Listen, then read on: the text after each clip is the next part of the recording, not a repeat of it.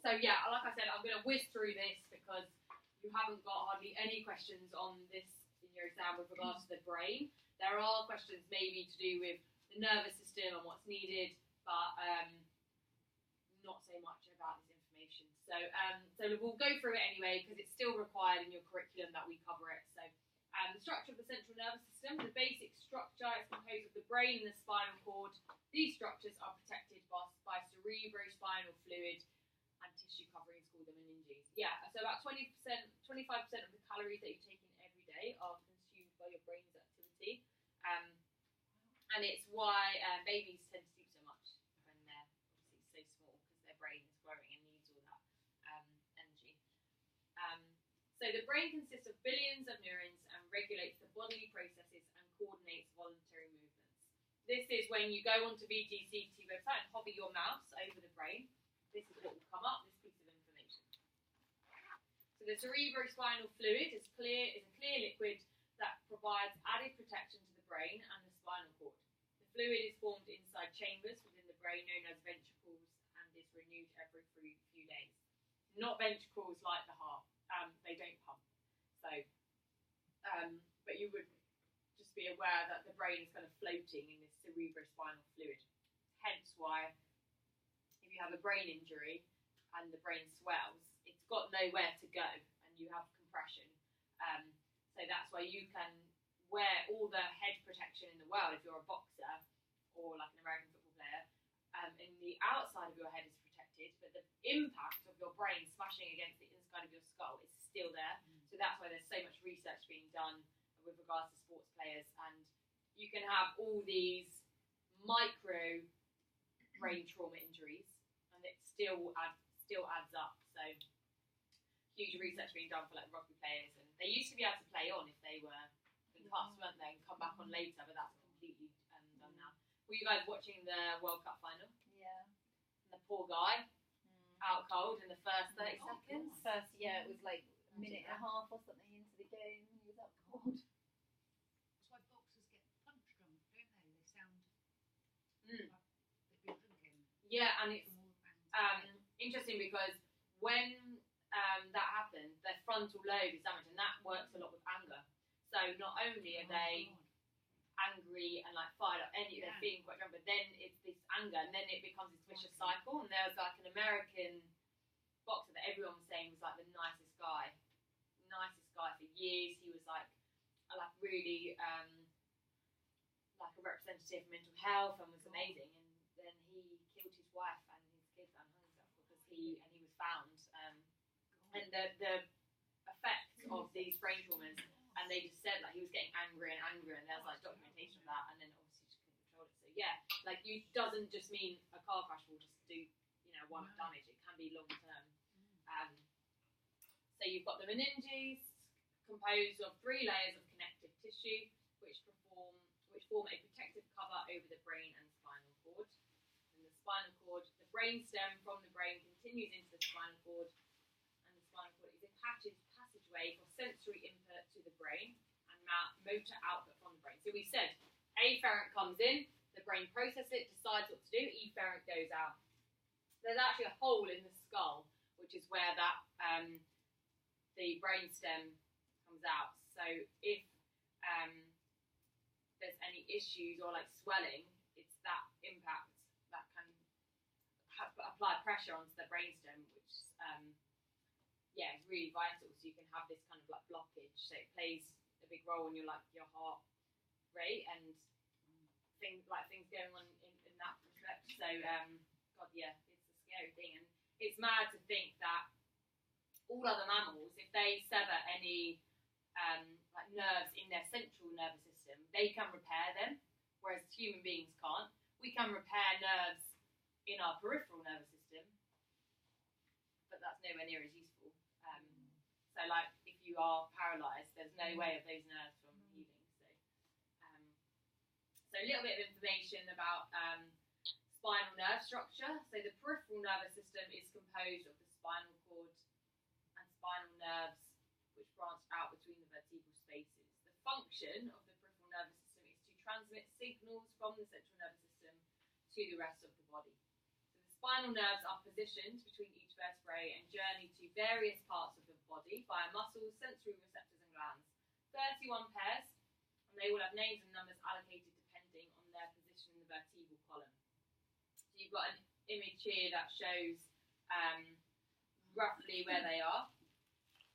You're not expected to know this number for your exam, so don't worry, it's just plenty of information. I've never ever seen this come up in an exam, I highly doubt it will, but it's on the VTCT website, so just get familiar with it. Actually pretty handy though, isn't it? Spine nerve numbers, all you need to know is that you've got the extra, so you normally C1 to C7, so you've got an extra one there, C1 to T12, L1 to L5, S1 to F5. That's pretty handy to know. So 31 in total. So cervical, C1 to C8, these nerves supply the back of the head, neck, shoulders, arms and back, which is why, especially when I'm doing sports massage, and if someone was to say to me, oh, I'm getting tingling in my pins and needles, that's why you need to know, like, well, there will be nerve compression in C3, knowing the area. It's not expected for this course, but I think it's just interesting to know. Thoracic, these nerves supply the muscles, abdomen and thorax, and then the lumbar, thighs, legs, buttocks, feet, anal and genital areas, and then the sacral, external genitals, groin, and lower limbs. So I've very briefly covered that. You're more than welcome to do as much research as you like. Like I said, no extra information on the VTCT website, but you're welcome to have a look around. Otherwise, I'm moving on to outer structure of the brain. So you've got two lobes, right and left sides, and the major part of the outer brain initiate govern varied bodily functions. As it says here, roll your cursor over the major parts of the outer brain for more info. So I've done that and I've just taken that information, so it's all here for you. So the frontal lobe, emotional control centre, hence the anger. So obviously the frontal, like we've done the skull, frontal, that's if you were to have a head, force injury, you're going to have the frontal lobe rebounding off the frontal lobe. Also governs speech production and is where neurons that initialize our voluntary movements are located. Temporal lobe aids recognition of sounds and their tones and loudness, also enables storage of memories. So this could be an issue, like we were saying with Alzheimer's, and around short-term memory, long-term memory. Sometimes you walk into a room. Do you ever do that? And you're like, what did I? It's because you haven't processed that memory from short term and cemented it, so it just goes into that long term, and you haven't made that connection yet. So that's why I often park my car and I see it, and I or if I'm at a festival or anything, I take a photo of like my surroundings, because this is awful. But this happened to me in London, and I was staying at my best mate's house. She just moved house. And me and my boyfriend were staying there, this was a few years ago, and I was not concentrating where I was going. I had the address on my phone, Google mapped it, right, brilliant, dropped my stuff off. She was out, we were meeting them later on in the week, so dropped my stuff, out on a night out. I'd clearly had a few too many wines, phone battery died, no way of getting to the phone, and then my boyfriend was like, right, let's go home, and I'm like, I don't know the address, I literally didn't know the address, and I literally could not remember. I couldn't remember the address. And it was hours just sat on the side of the street because we were like, we can't get a cab anywhere. All our belongings. And I had to, so it was like, I don't know, 3 in the morning, and I had to go to the chippy or something, and I was having the food, and I remember sat on the side of the road and the pavement, and then for some reason the photo, it was like a photographic image had come to my head. Because on my phone, I purposely took a photo of the street name. So I was like, I'll remember that for later, because I don't need it now. And as I sat down, I was like, hallelujah. I don't know where it came from, but somehow buried in the depths of it had gone from short term to long term. But oh my God, it was so awful. And so now, if I ever Airbnb or anything, I look up the road and then I'm like, take the image in my head and not on my phone. We take a photo even if in the airport car park. You might be in C3 or whatever. Oh yeah, you're not going to remember that after a week's holiday, are you? Or whatever, because we've come back from and gone, oh, where did we leave the car? Yeah. But we couldn't remember where we left the car. Isn't it? Terrible. So we do take pictures. Yeah, I remember my nan doing it in like a story car park, walking around Bluewater in London. Come on, Nan, remember? That's so embarrassing. Yeah. Wait for everyone. Pressing a button, just hoping something lights up. Well, I couldn't get someone else's car. It was identical to my car, and it was identical. But then the only reason I realised it wasn't, I'm trying to get in the driver's door. I'm like, what the hell? There was a McDonald's thing on the dashboard, and I'm like, I didn't have my car. That's how embarrassing. And I like walked up to my car. It's so funny, isn't it? Like, how about memory? I looked like a thief or something trying to steal a car.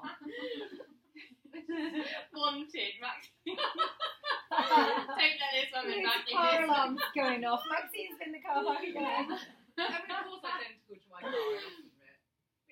I did that though, and it wasn't even an identical car. And the worst thing was, it was Mark's car, and we'd only parked in a small car park, and he was sat in the frigging car, and I'd gone in to get something, and he came back out, and I was like, trying to get into this car, and he was in the passenger seat. It didn't even occur to me there was nobody in it. So insane. So that's your temporal lobe. Cerebral cortex, sensory impulses, motor function, planning and organisation, touch sensation, all processed by the cerebral cortex. Parietal lobe. This can process sensations of the body, such as touch, temperature, pressure, and pain. So this is what you need to blame when you like step on something. Because you know, have you ever stepped on something and it doesn't hurt yet until a few seconds later, and you're sort of waiting for it? Sometimes it's with temperature, and you touch something, and then you can't quite tell if it's hot or cold yet, and then you're like, that's your parietal lobe. Occipital lobe. Visual images can be detected and processed by the occipital lobe. So if you see a beautiful sunset, that's the part of your brain that is gonna, process that information. Cerebellum, located just above the brainstem and controls fine movements, balance, equilibrium, coordination, and muscle tone. I've written Broca's aphasia on here. Has anyone heard of this? What was it, sir? Broca's aphasia. Maybe have a look at that for your pathology. It's an interesting one to look at. So you've got the Broca's area, which is within the frontal lobe, and this pathology, if you've had, say for example, there's a study being done on a guy, and it's quite recent, probably in the last 20 years, and he was only about 35, and he had a mini stroke, and his Broca's area of the brain, the frontal lobe, was affected. He returned to like really amazing health in all other areas, but he couldn't speak. So he knew what he wanted to say, he could understand information. All he could say is ta. So you're trying to say something, you can understand it, but that's all he could say, because this area is all about functioning of speech. So instead, they worked with him, I think it was with the parietal lobe. They're working another lobe of the brain, and that controls your singing. So the singing is separate to your speaking. Wow. So they trained him, so he was singing to his family in order to respond, and now they've trained him to stop the singingness, and eventually retrain him so to slow down the singing, and now he is talking. Wow. So they just changed what's happening. And normally, like with habitual patterns, you have these neurons and these synapse firings, and they'll just go through the strongest route. The strongest route is happening. So with your phone, have a look and see if there's obviously so much research being about like how much screen time you have. If you have an app in the same place, your body, your function, your brain will just go, yeah, Facebook. Now move that app on your phone to like the back page. And now you have to retrain yourself to go to that. And is it just habit that you're doing that? If you want to take time off and stop being like addicted to your phone, change it up. And it's like with anything, it's like thought processes. Are you really negative towards yourself? And actually, can you be like, would you speak to a friend like that? So in a way that you can change it, they say have this like positive affirmation. So in the morning, look in front of the mirror and say a positive thing to yourself. And every time you notice yourself beating yourself up or getting frustrated, change that. And you have a power to change it. And you're changing the synapses and the strength of that synapse. So let go of the negative synapse, and you can build more positive, and you can redirect the way your nerves work. And that's what this guy did, obviously on a more physical level with regards to speech, but it works on a mental level as well. Oh, is there? Yeah, that's what it is. Yeah. Yeah, And because she's Ruby really Wax. quite the Was star. that? Yeah, because she did a program on telly about that as well, didn't she? Was that? Yeah, She's she's the one that had amazing. family in a mental hospital, didn't she? She went back there and visited where it was. Yeah, it was an awful place, and she was saying about how the gene that her auntie had, or whoever it was that ended up there, she'd also inherited, and how she was changing her mindset, wasn't she, to be able to combat that. Yeah, because it was like a bipolar disorder, which you can actually Yeah, you have a lot of reverse power. the effects. She's on a Russell Brand's podcast, Is she? and she's talking all about it. And I didn't realise. Yeah, she's amazing. I didn't realise she had a book though. So I'll have a look. Yeah, neuroplasticity. There's loads of TED talks on it. Really interesting TED talks about Alzheimer's and dementia, and explains these like neural pathways. Loads of work going into it at the moment. It's fascinating. But so that's what Broca's aphasia is. So if you want to use that as a pathology, feel free. Cranial nerves. It's going to be the bane of your life. I've never seen this come up in an exam. I highly doubt it's going to come up in your exam, but it's on the curriculum, it's on the website. They obviously cover every nerve. So 12 pairs source directly from the brain into the central nervous system to form part of the peripheral. They control the motor and sensory functions, mainly related to the head and neck. The cranial nerves are formed from the nose, eyes, inner ear, brainstem, and spinal cord. Same concept that it has with VTC2, hover your mouse over it. So I've just gone through and screenshotted each one. So olfactory nerve sends and receives information about smells. The nerve and olfactory senses in the brain are directly linked. You guys have that understanding, right? That smell is one of the strongest memory links. Do you have any smells that like? If you smell suntan lotion, then that makes. Oh my god, yeah, that's so true. Like that coconut. Do you guys have any others? Like, so I was saying. Sure, I do. I was saying with obviously Christmas. You know, you smell like that potpourri, like the rhubarb or fresh tomatoes, because my granddad always used to have them in his greenhouse. Oh yeah, that Takes me right back to his greenhouse. Yeah, and him. And it's funny, yeah, because like mine is lavender. My parents have always had lavender. My nan always had lavender outside her house, and they still have it now. So when I go home, I'm a bit naughty and I brush past, I cut through instead of going round, and my clothes always smell of the lavender as I brush past. So to me, lavender's like home. But when I was saying to you guys, remember last year I had a student who, when she had just given birth, they put her in a lavender bath and chucked the whole bottle of essential oil in there, and she hates it now, so can't stand it. So they can really take you back to some places. Yeah, interesting. So olfactory, hopefully you're aware of that term anyway. So strong sensitive memory in your smells. Optic nerve sends signals from the retina to the brain, so pretty self-explanatory there. Oculomotor nerve controls the upper eyelid and eyeball downward and sideways movements. Ocular, obviously motor, controls, its outgoing movements, and hopefully that area, ocular, you would relate to the eye anyway. Trochlear nerve controls movement of the eyeball as well. Trigeminal nerve sends impulses through pain, touch, temperature, controls the movement for chewing. Have you ever heard of trigeminal nerve? It's the compression. Have you ever heard of anyone having that nerve compressed? That's a good pathology to look into. It's called like TJN pain or something, like trigeminal nerve pain. Wibbs, I was telling you about my mate. On Fridays. Yeah, Wibbs. Yeah. Wibbs had this. My mate had it. And he was I've never seen him so depressed in his life, because this pain, he said, you can't understand the pain. He was like, it's from your jaw and your temple, and he said it's like extreme shooting pain. And he was teaching once, and he just said, like, I just dropped to the floor, like, just collapsed. He was in the middle of yoga class, and he was like, I was holding my head, like, screaming, and the whole class, like, petrified. And for months, he was having, like, loads of work on it, and it was hitting him in the middle of the night, so he wasn't sleeping. So he was, like really wasn't sleeping, really run down. His immune system was, like, absolutely shot, and he wasn't sleeping. He was like, oh, my God, I understand how people can get so manically depressed if they're not sleeping, and this, Yeah, he was like, I think if this goes on, I will be suicidal. Like, I've never seen him so low. And he saw the specialists that look into this pain alone. And he's absolutely fine now. He did have different types of treatment, acupuncture, was working with, obviously, specialists. I'm not too sure exactly what it was. But that's quite an interesting one because you do hear that come up with like clients sometimes. So I would, as opposed to like hearing about that oculomotor nerve, for example, if anything is going to go, I think it would be that one. So it's quite an interesting one to look into.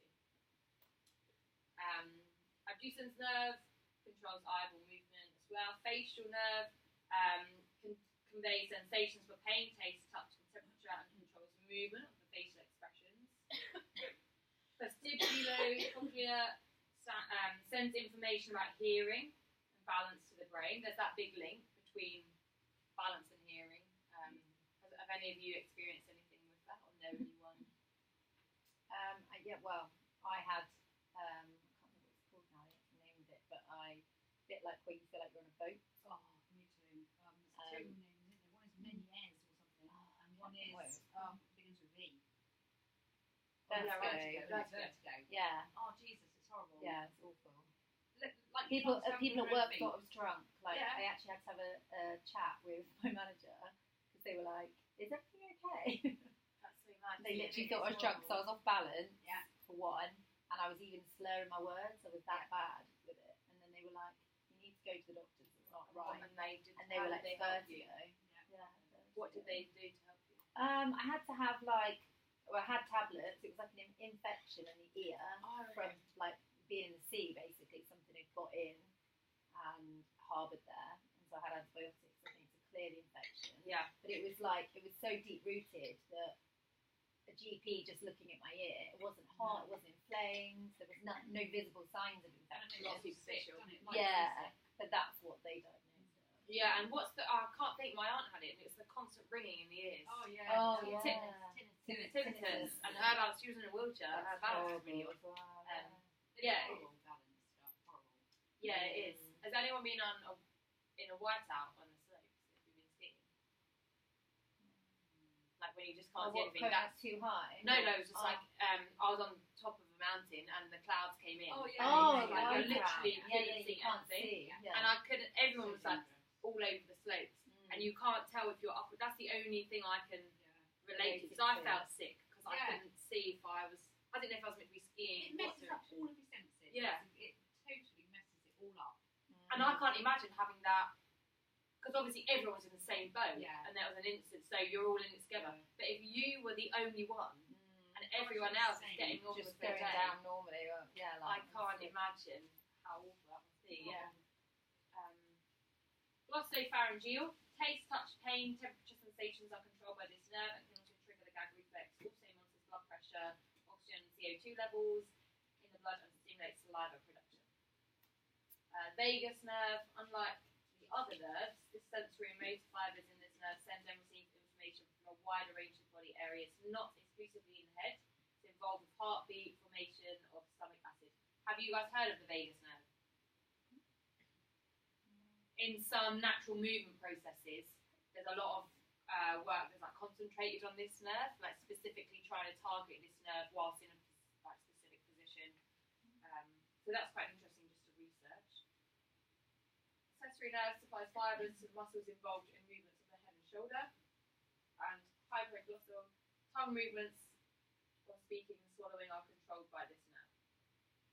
I know that's an overwhelming amount. If I were you, if you are going to study, we've got, 3 weeks until the exam. I wouldn't concentrate on learning every single option, because if anything, one question out of 90, and I've never seen even that one question come up on any facial nerves. So, on any... What's that when you get like when you're tired and you get that twitch in your eye?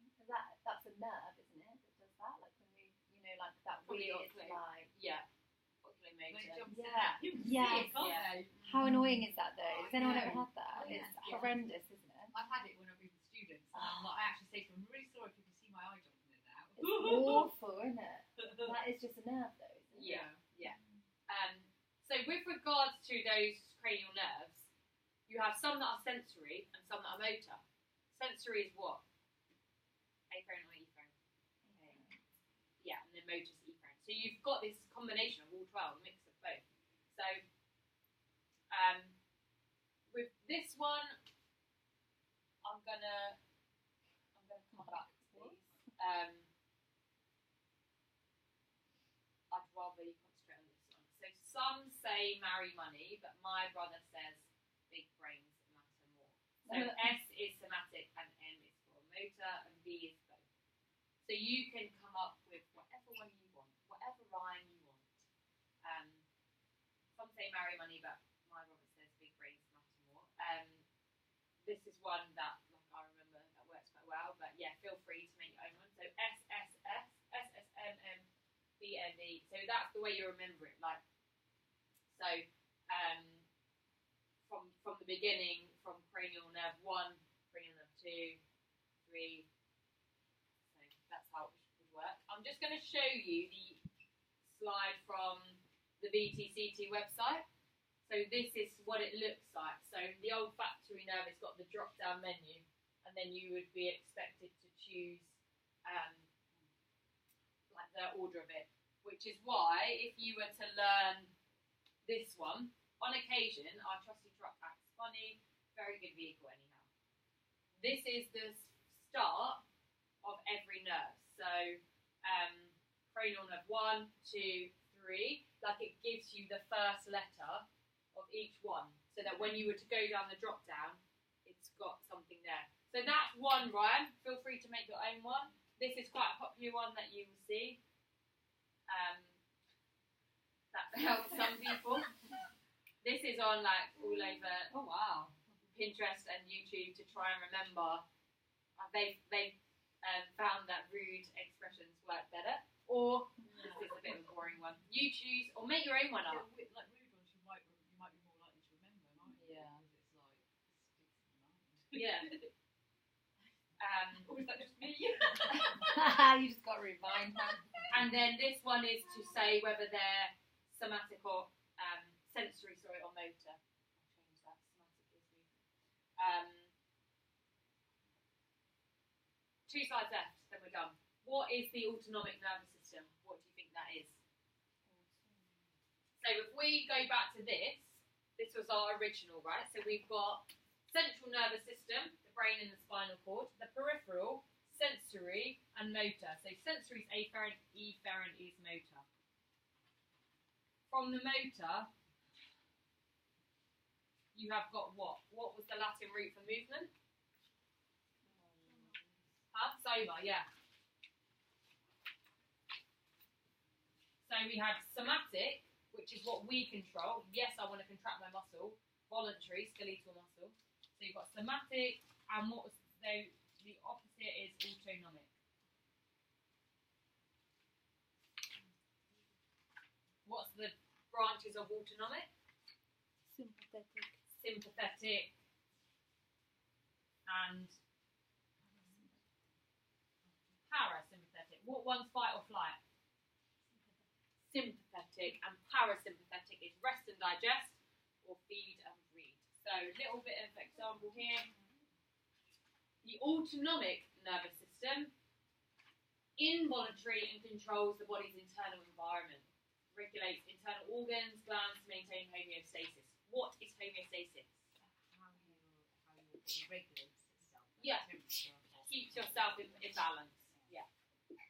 So the function of the autonomic system, so it's comprised of 2 further subdivisions called sympathetic and parasympathetic. They both supply the same organs in the body and are complementary, although they cause completely opposite effects. So they're just like the antagonistic muscle pairs. Whilst one is doing something, the other one will not be working, and vice versa. So the sympathetic nerves are composed of a network of nerves or plexuses, and the parasympathetic division consists of a double chain of ganglia called the sympathetic nerve trunks. They lie from the base of the skull to the pelvis. All you need to know with regards to the autonomic nervous system is the fact that you don't have control over it, and it happens instinctively. So let's have a look at this. So this is from VTCT. So you've got parasympathetic and sympathetic. What one's fight or flight?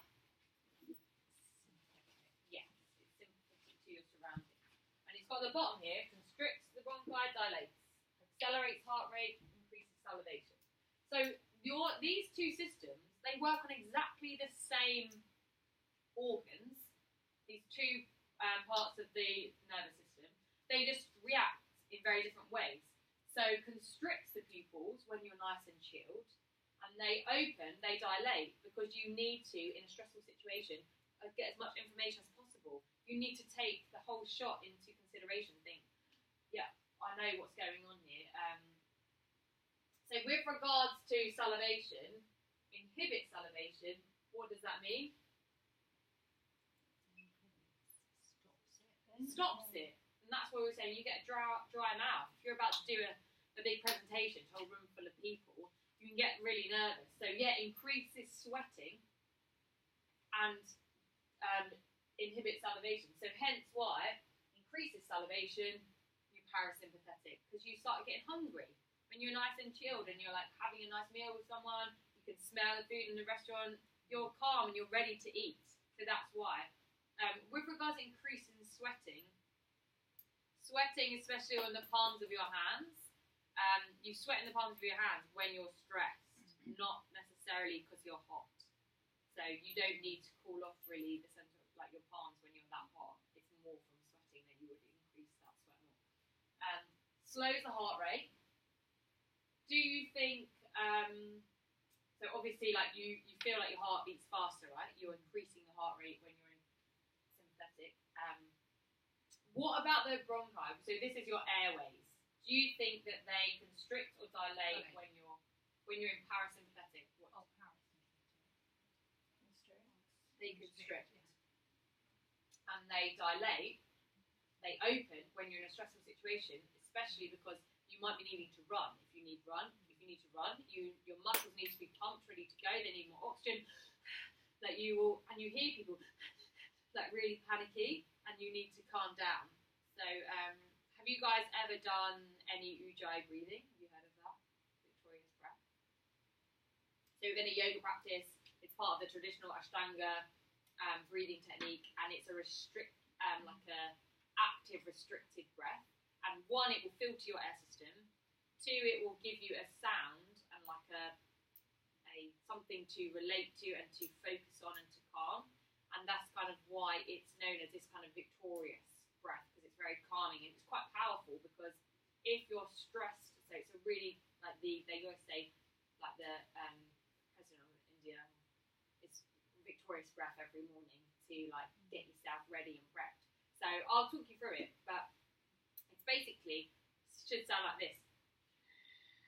I don't know if you can do that. I've done that. It's like Darth Vader with breath. you. Yeah.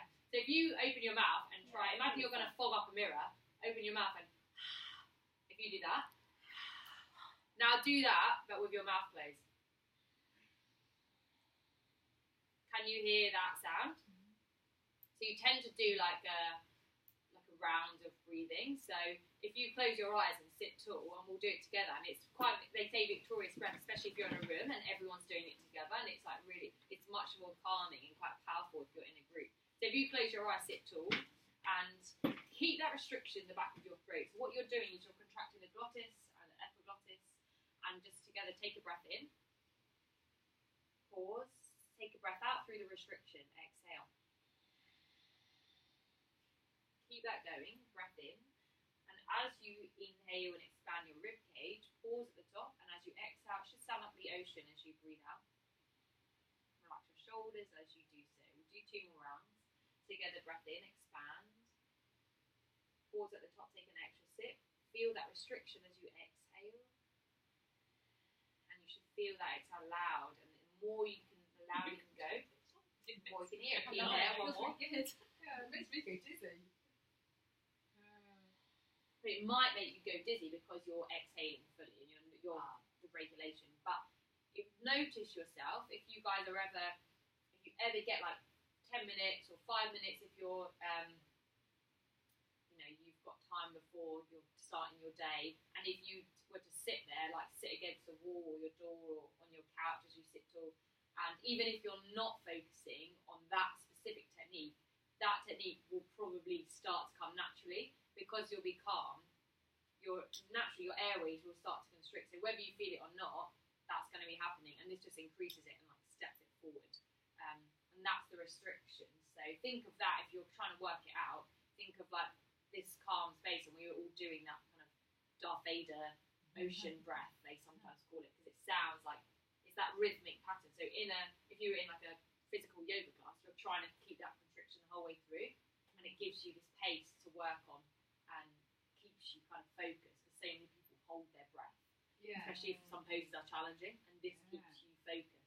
So I always say, I don't care what you're doing physically, as long as that is constant throughout the whole practice, that's what your goal is. And then it trains you, I know it definitely has trained me, that when you're off the mat, off and out of the yoga class, and you start to feel stressed, you know, I've got a little bit of control over this, and if you can tap into that, so like... I do it in the car. Yeah. You know, like if someone's really raging you up in the car and they're in front of you and they're driving like an absolute... I do it then. Yeah. Not close my eyes, obviously, but I do it then.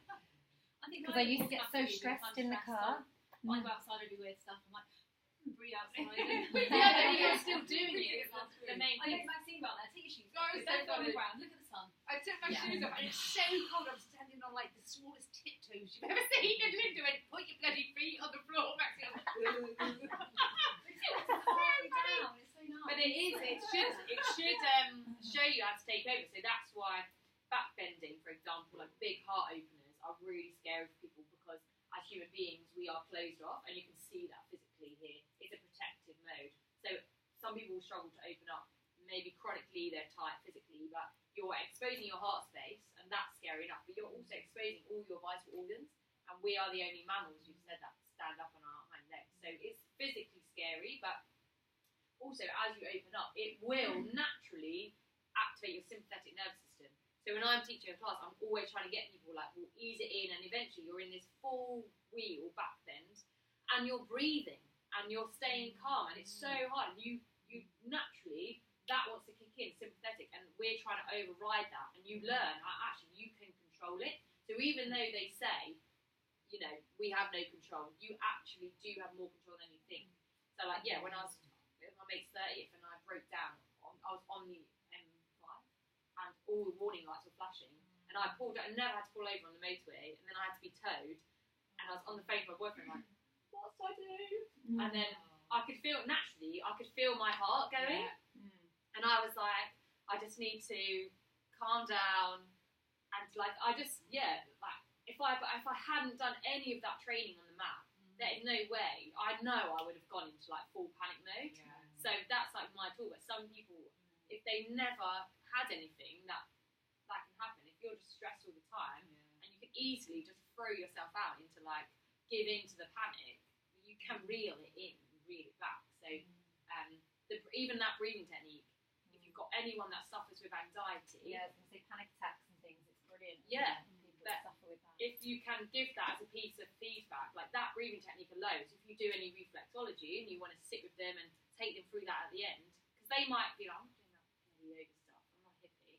But Because people do say yeah, because people just have no idea the benefits of it. Like you can say, this is scientifically proven, loads of evidence, and take them through as an example. Like I was saying to you, like I've got a student that has the biggest fear of flying, and was going to like a wedding or something, and got on the plane because of it. And you're like, oh, it's so good. So you can use techniques to help people, but knowing this, you have to know what it's doing to your body to be able to relate that. So yeah, and exactly same with the function. So obviously increases functions of the stomach because the salivation's increasing. Secrete adrenaline. This inhibits adrenaline, and function of intestines. It helps you digest. So that's another thing. If you scoff your food down, like because you need fuel physically, but then you're like eating on the go, you might be able to physically eat it, chew it, because you're forced saliva, but it won't necessarily mean that your intestines are processing that as it should. And yeah, contracts the bladder when you're in parasympathetic, and inhibits bladder contraction in sympathetic. So does that make sense with regards to these two ways of thinking? and I'd do a little bit more research on this if you want. If you find it interesting, look into it. Please feedback. So like next week, if you find any interesting facts, let me know. But otherwise, that is everything. I did say there's a lot today. So now, if I was to go back and it's like no play, not going back. I just don't want to tell you. And if you were to read this again, can you all have a read of this? And hopefully it makes more sense.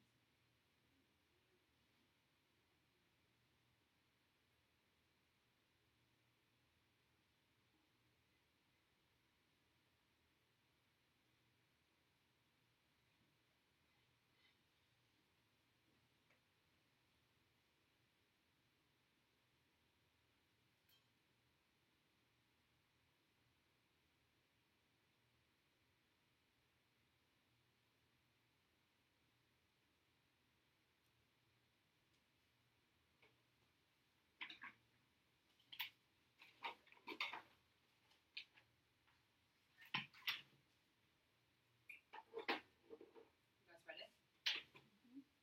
Make more sense now? Definitely made more sense than it did when you first read it. Yeah. Yeah. Comedy geek at the beginning. Okay, so if we set up, so you've got 15 minutes or so to set up for Open Clinic.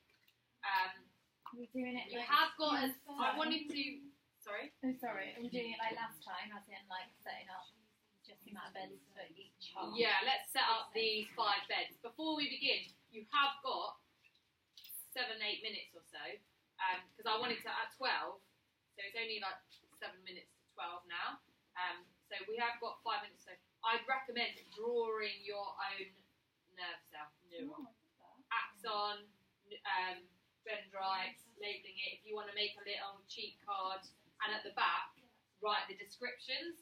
So you should be able to tell me in a sentence what all the functions and what these are. So you might want to draw a label A, B, C, D, E, and then on one side of a cheat sheet, and then on the back the name and the function, so that you can give it to someone to test you.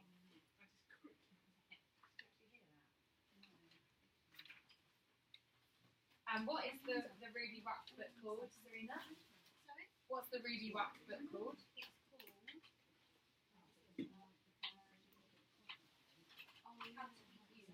It's called. Okay, cool. How is it called, sir? How did you Yeah, get lots of